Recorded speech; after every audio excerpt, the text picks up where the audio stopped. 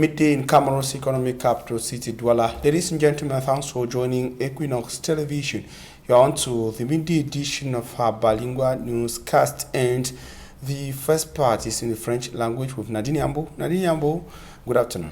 Good afternoon once more. For me, I'm Sron Sanda. Mesdames et messieurs, bonjour. Merci d'avoir choisi Equinox Télévision. En ouverture de ce journal, les images de la délégation interministérielle au chevet des victimes de l'attaque de Kumba dans la région du sud-ouest. Comme vous le voyez sur ces images, un fort déploiement sécuritaire. Le ministre Paul Atangandi, l'administration territoriale, la Lova Lyonga, des enseignements secondaires, Laurent Sèche et Tondi Chingwa, l'éducation de base sont allés donc à l'hôpital régional de Boya où sont internés certains blessés de l'attaque de samedi dernier. Après un bref entretien avec le gouverneur de la région du sud-ouest, Benao Kalabilay, le ministre Paul Atangandi et sa suite ont pris la route de Kumba dans la région du sud-ouest Cameroun toujours, où ils vont devoir se rendre à l'école où a donc eu lieu l'attaque le samedi dernier, également apporter une assistance aux personnes, familles éplorées, mais également mettre en place un dispositif sécuritaire approprié afin de parer à toute attaque. On nous signale déjà que le cortège, la délégation interministérielle vient tout juste d'arriver à Kumba dans la région du sud-ouest Cameroun. Nous y reviendrons. Et nous restons en éducation où l'accès au savoir est une équation difficile à résoudre pour de nombreux élèves à Ezeka, dans le département d'Union et les régions du centre. Entre manque de ressources pour le bon déroulement ainsi que le délabrement des locaux, tout est réuni pour rendre très difficile l'accès à la connaissance. Exemple à l'école des Soumiers et l'école primaire bilingue d'Ezeka, dans ce reportage de Joaniem et de Xavier Foka. L'école se meurt à petit feu à Ezeka. C'est dans le département d'Union et les régions du centre. Ici, à l'école primaire bilingue Pombe d'Ezeka, des dizaines d'enfants qui y sont inscrits reçoivent leurs leçons dans des conditions les plus difficiles. Dans ce hangar offert par le chef du quartier Pombe, ils sont à la merci des intempéries. Sont pour les plus chanceux serrés sur des bancs, alors qu'on parle de plus en plus de respect de la distanciation sociale par ce temps de pandémie, et pour les moins chanceux, simplement assis à même le sol. À quelques encablures de là, l'école des Saumiers d'Ezeka, la seule dans le département d'Union et qui reçoit ces handicapés, elle aussi est à l'agonie. Nous sommes restés dans l'obscurité pendant 2 ans. C'est le fait qu'on n'avait plus de moyens financiers pour continuer de soutenir les frais de paiement, de factures, une rupture de lumière et mauvais fonctionnement, donc manque de vie dans cette école jusqu'à ce jour. Conséquence, la bibliothèque est presque inexistante. Les repas aussi se font de plus en plus rares. Un début de calvaire, dû à une rupture d'un contrat après 18 ans de fonctionnement avec un partenaire étranger. Nous n'avions plus en collaboration avec un partenaire espagnol qui ne pouvait plus nous soutenir. Du fait que nous n'avions pas voulu signer un certain contrat qu'on ne pouvait pas comprendre. Pour cette raison, ils ont rompu le contrat entre eux et nous, causant ainsi ce préjudice que nous avons vécu. Selon la promotrice de cet établissement scolaire, le soutien envoyé par l'État camerounais n'est jamais arrivé à destination.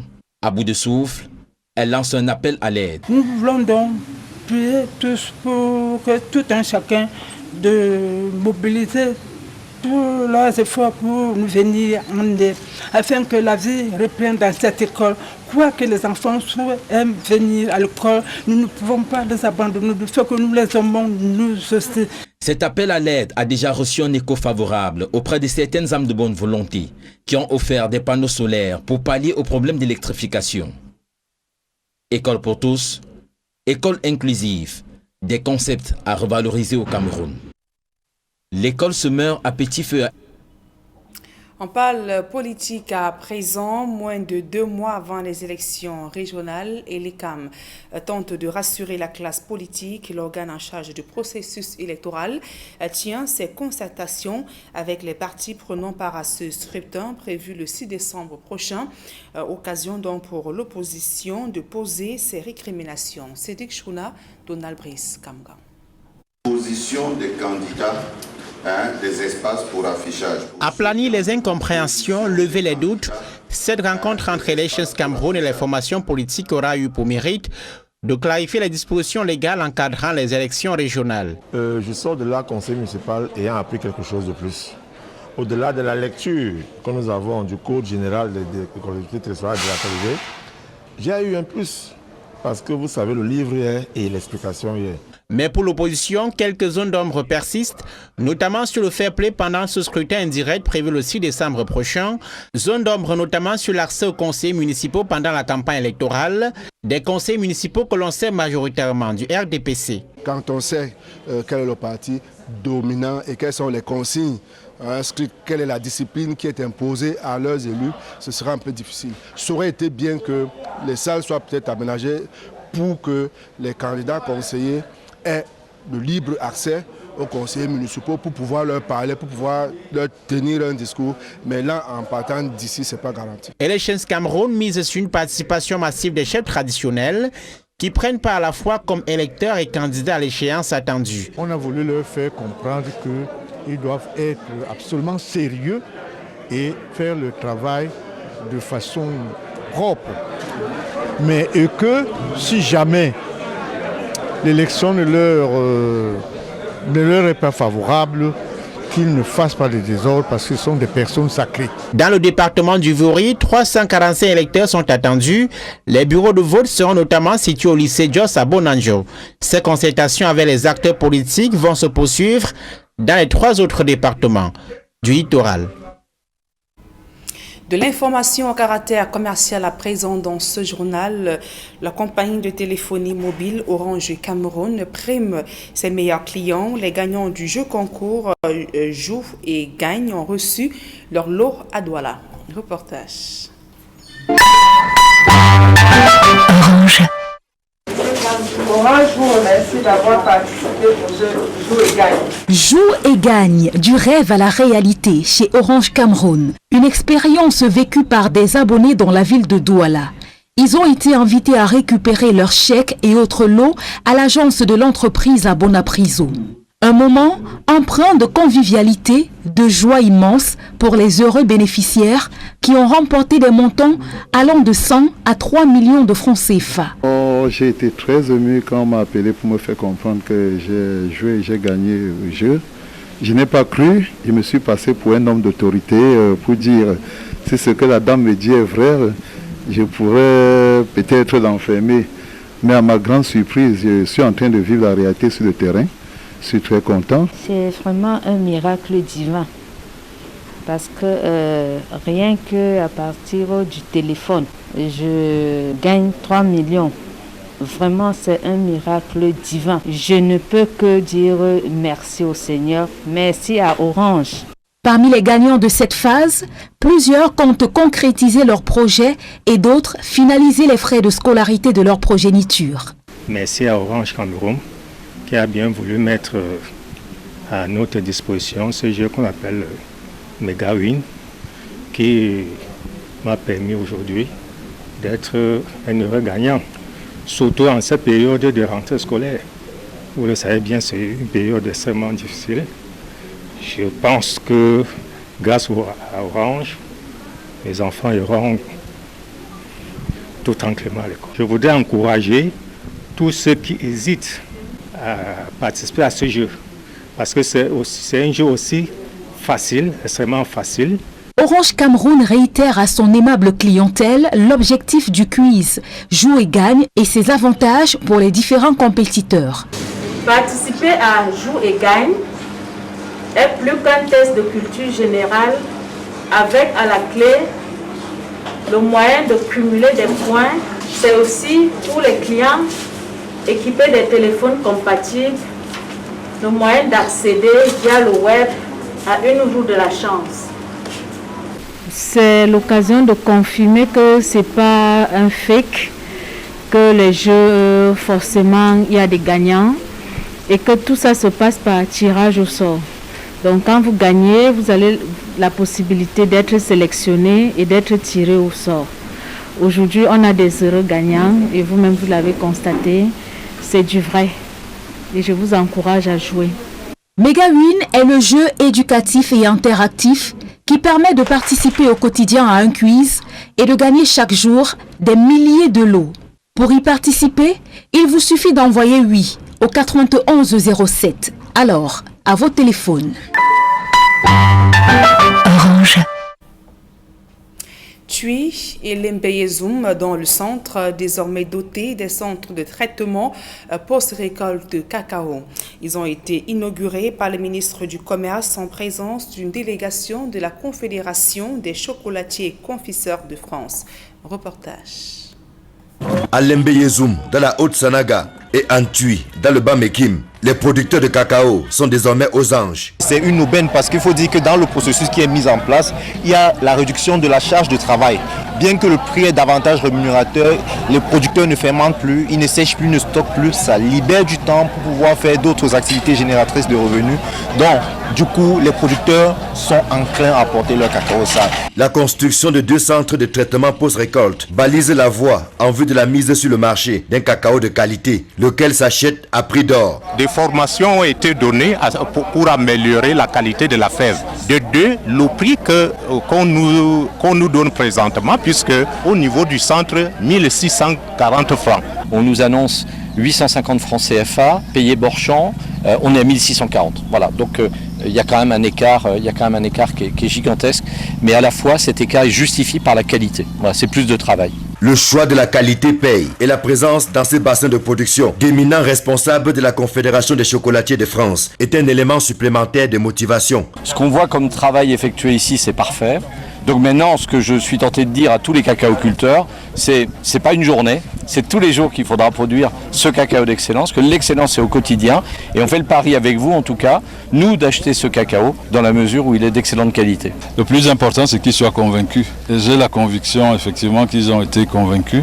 À savoir que le Cameroun fait un cacao d'excellente qualité et que le cacao du Cameroun donc mérite d'être référencé au panthéon des meilleures qualités qui puissent exister sur le marché international. Aux côtés du gouvernement, le Conseil interprofessionnel du cacao et du café est résolument engagé sur le chemin de la production d'un cacao d'excellence et de référence, gage des meilleurs avenirs pour les acteurs de la filière. Les producteurs en premier. Le CICC a été créé pour, entre autres, apporter le développement au sein des filières. Vous venez de le constater, ce qui est là, c'est un développement exceptionnel parce que le fait de créer ces centres-là va donner une nouvelle manière à nos producteurs de travailler leur cacao une fois les fèves récoltées.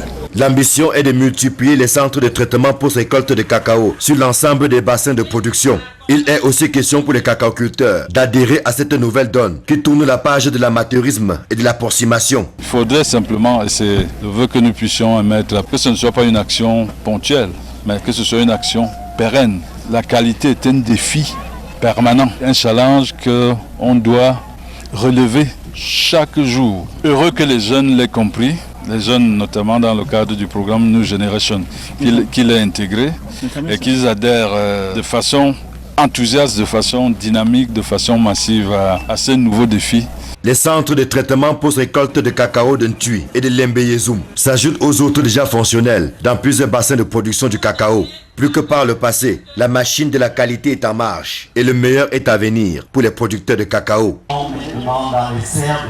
À présent, la deuxième partie de ce journal en langue anglaise avec vous, Fomi Armstrong Sanda. Thanks, Nadine Yambo. Ladies and gentlemen, thanks for joining us in the second segment of information in the English language. We begin with the interministerial delegation to the southwest region of Cameroon to say that the interministerial delegation dispatched from the nation's political capital, Yaoundé, to access the Saturday school shooting in Kumba is in the southwest region of Cameroon. Ministers Paula Tanganji of Territorial Administration, Nalova Lyonga of Secondary Education, and Laurent Serge Etundengwa of Basic Education arrived at the regional chief town of the southwest region, Boya, in the early hours of the day and had a brief stop at the southwest governor's office.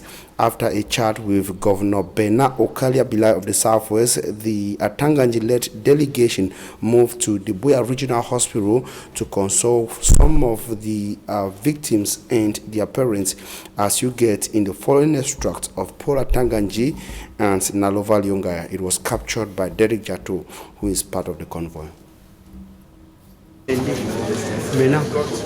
Let's take down all their names, the parents and the children. We have a Mr. Governor. We should have the names of all the parents and all the children. Just each child, the name of the father. Yes, we have it. Yes, and the telephone numbers for immediate assistance. Only the contacts now. We need the contacts. It's very because and you have a very good doctor.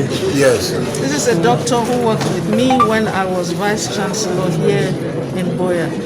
We are sure that all will be well. Amen. This is a test which you must pass. Yes. Which you must pass. That's him. He will give all that our children need. And I think you have seen it. And when God is with you, He gives you temptation. Yes. To know if your faith is strong. That is true. And now that the faith is strong. You got there the voices of Paula Tanganji of Territorial Administration, Nalova Lyonga, Minister of Secondary Education in Cameroon. And it should be recalled that just after Buea, they took off for Kumba in a journey that took about 1 hour. And of course, they arrived at Kumba at about 15 minutes to 12 p.m. That's according to Derek Jato. And images you see on your screen are women of the Northwest Regional Chieftain Bamenda, women of the Northwest Region turnout at the major road junction in Bamenda today, marching from downtown Bamenda up to the upstation neighborhoods of Bamenda. That is to the governor's office at upstation in Bamenda.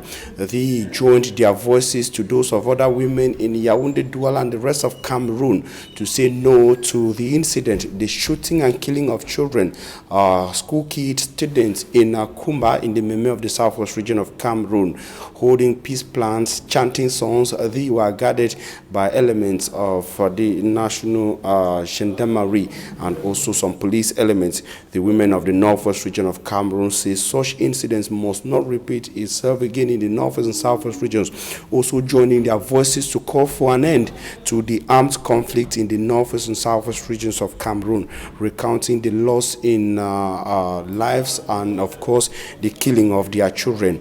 It was a huge turnout of women in the Northwest Regional Chieftain Bamenda.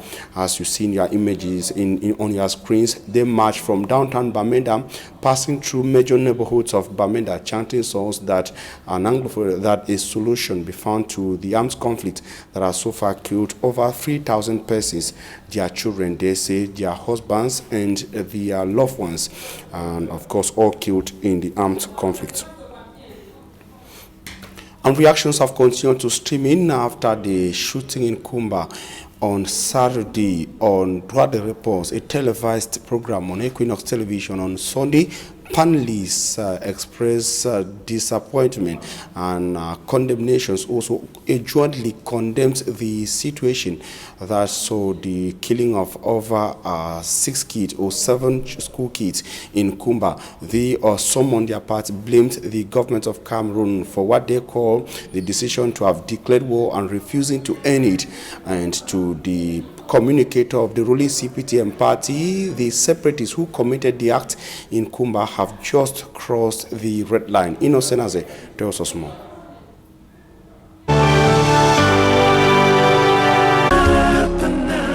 On the program Droit de Réponse on Equinox Television Sunday, October 25th, that focused on the Kumba School massacre, which left 7 school-going children dead, Malice Douala Bell of the CPTM party. Les exagérations sans passion Clearly termed the incident a terrorist act with the perpetrators crossing the red line. Nous devons d'abord nous arrêter et dire à nos frères qu'ils commencent à aller trop loin. Another panelist, a legal mind, Barrister Desiree Sikati, reminds that President Paul Biya declared war on separatists. Que le régime allait faire la guerre aux séparatistes. Tout le monde l'a écouté. Ça veut dire que le Nozo aujourd'hui est une zone de guerre. He is baffled how children are ordered to resume school when their security would not be guaranteed. À retourner à l'école sans s'assurer que l'armée a les moyens de protéger ces enfants-là dans les écoles. Barrister Mustafa Ngwana, on his part, says, Je veux dire, aucun gouvernement ne gagne une guerre contre ses populations. no government can win a war against its own citizens. Les anglophones ont une culture de la revendication que nous, les francophones, n'avons pas. Anglophones have a different revendication culture that francophones do not have. In 2016, when they started, no one, even us lawyers, did not support our Anglophone brothers and sisters when it was right. I say it and assume. I think if Francophones had joined them, we wouldn't have been here, but have a different situation. Complètement différente. Malice Douala Bell comes back to say, ce n'est pas une guerre facile. The war in the northwest and southwest regions is not an easy one. Otherwise, it would have been long-ended.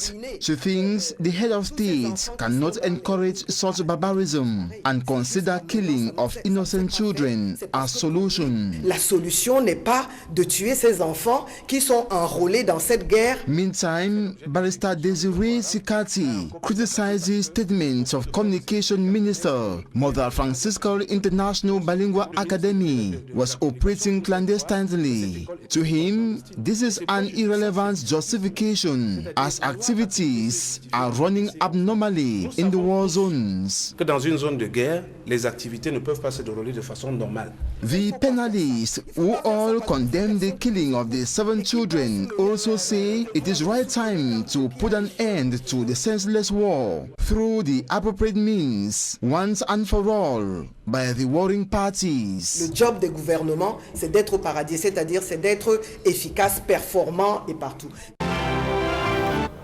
To national and international artists, footballers and some politicians, the Kumba school shooting is unacceptable.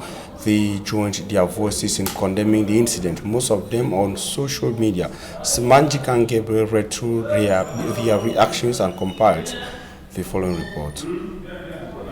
From far and near, after the horrific incident in Kumba, Saturday, October 24, 2020, they all are saying enough is enough. Cameroon's international footballer Ngandong Ganjui sends a distress cry to all Cameroonians, calling on actions geared at bringing peace to be put as priority for the country to once again remain as one. Mes larmes et mes prières les accompagnent. Il est temps pour notre pays que cette guerre cesse. Il est temps que nous nous asseyions et pensions au Cameroun. Barrister Akeremuna, in an outing, says it's the heart of the nation that has been touched with the recent killing in Kumba. Mes plus sincères condoléances aux familles affligées.